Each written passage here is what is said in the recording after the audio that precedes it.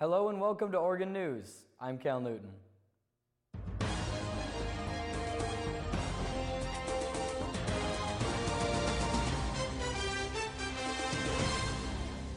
A man who fatally stabbed two men on a Portland MAX train after the men tried to defend two young women from anti-Muslim racist remarks will make his first public appearance in court today.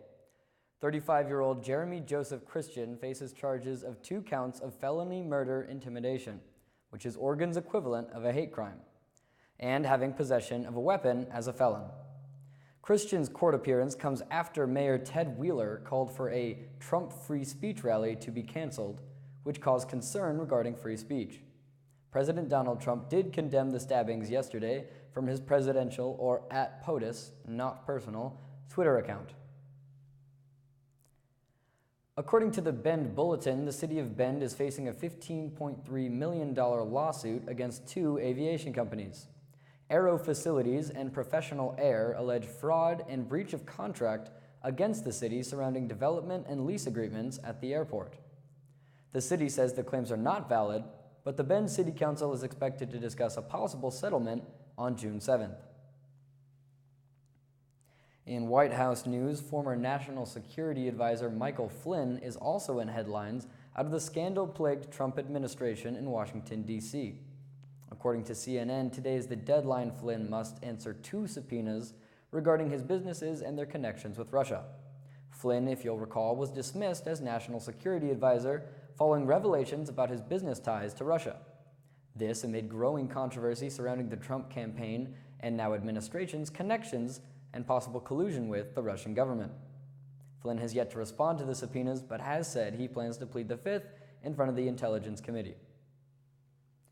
And now moving to sports, the Oregon Ducks softball team is heading to the Women's College World Series in Oklahoma City for the 4th time in the last 6 seasons. Oregon will face the Washington Huskies on the first day of the series this Thursday at 4 p.m. The last time these 2 teams met, the Huskies took the series against the Ducks, but Oregon is now the #1 team in the country heading into this week's game. Either way, the matchup is well worth watching. As for Oregon baseball, however, last weekend they took an L and won't be bouncing back.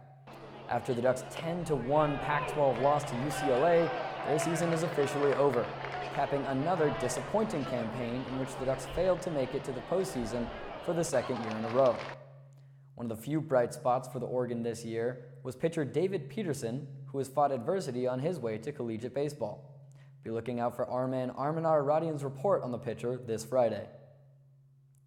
Speaking of baseball, according to a report from the Oregonian, Oregon baseball head coach George Horton is here to stay. Horton has reportedly been offered a multi-year deal to stay on as the head coach for the Ducks. Since taking over the team in 2009, Horton has compiled 322 wins to 223 losses, along with 5 trips to the postseason in his first 7 seasons. However, the team has struggled as of late, failing to make the postseason in each of the last 2 campaigns. Coming up after the break, I'll let you know if there's more spring weather on the way and a sweet start to the cherry season. I'll never forget the day our landlord called and said, "Read your lease. No pets allowed." My owner tells him my dog ate the lease, but that didn't work. And now I'm stuck in a shelter. But this pit bull is ready for a new crib. I'm loving, loyal, and play well with others. So don't be intimidated by all my muscles, because the biggest one I have is my heart. That's right, I said it.